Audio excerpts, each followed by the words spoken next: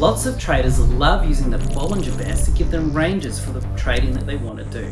In this episode, I'm going to show you the easiest way to add it that you've ever seen. It'll only take you a couple of minutes instead of the hours of time that it took initially to research it. Let's get into it.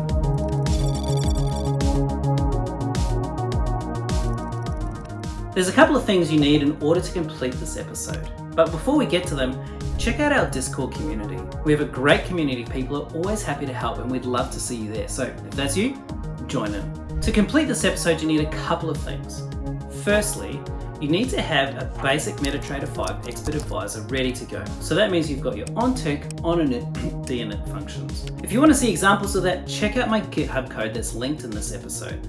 It'll have those functions for you if you want to follow along. Secondly, I really recommend you have MetaTrader 5 terminal open and up and running on your screen as you do this. That allows you to compile the code and use it straight away, which could be a great way to get feedback as to whether this is going to work for your use case. If you ever need someone to build a custom Expert Advisor for you, check us out. There's a link in the description. Otherwise, let's get into the code. You can see I've already got our basic functions ready to go. Now we're going to add in our Bollinger Bands. So let's do that.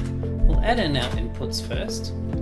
What we want is 3 inputs. We're going to have our integer for our Bollinger Period.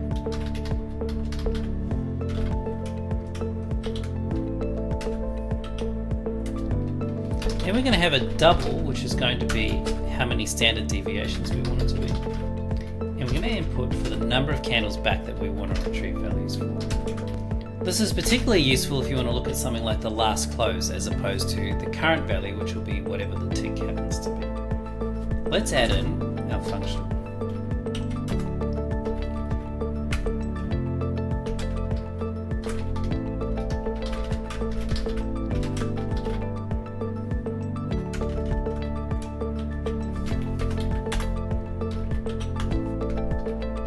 It's going to return a double. It's going to be returning values for us. And we're going to pass it a string of whatever band we want to get. So if we want to get the upper or the lower or the middle. As with all of the built-in functions for MetaTrader 5, we have to create a buffer.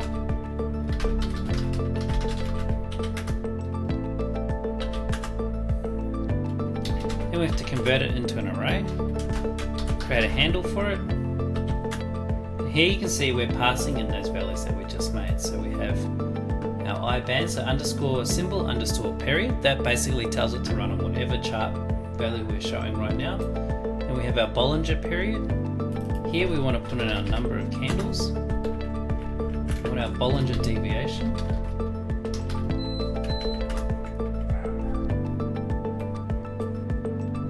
We want to get our price close. So far, so good. We want to check that our handle is valid. And if you're wondering where I get all these great code completions, check out my series on building your own AI-powered dev environment. It'll really make your life a lot easier. We want to add 1 to the number of candles.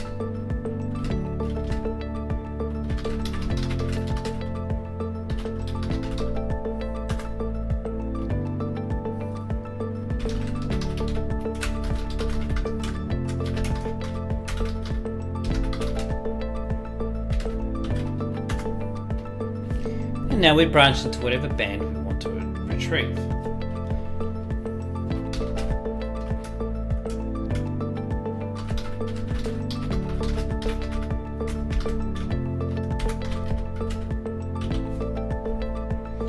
If we want to retrieve the middle band, then we need to get the 0th value for this one here. The reason for that is when we return this buffer, it actually returns all of the bands all at once, so we want to make sure that we specify the right ones.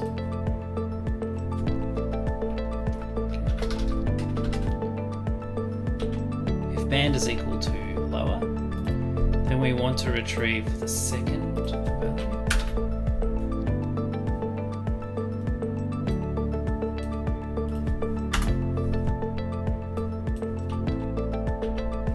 If it's the upper value, then we need to return the first one there. So we've got 1, 2, 3. And if we pass in the wrong string, we're going to print an error message, invalid band, and we'll return 0. Once we've copied that buffer, we want to make sure that it's valid.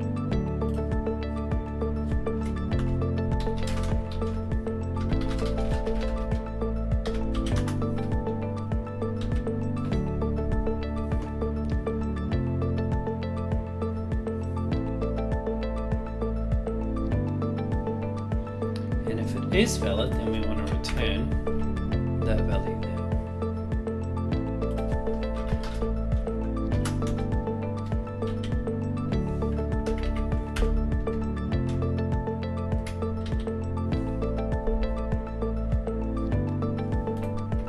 Let's chuck a compile, make sure that it's working.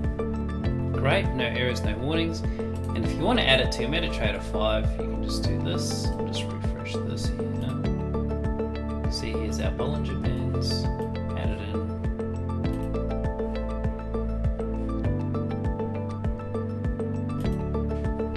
And away you go. If we want to print some values to the screen, we can do that as well. Head back here.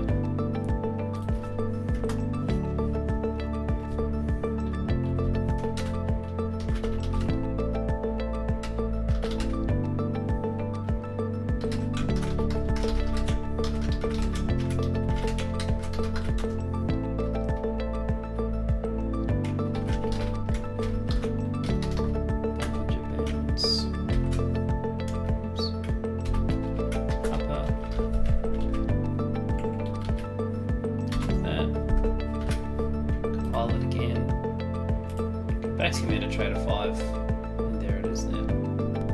Hopefully you enjoyed that, and I'll see you soon.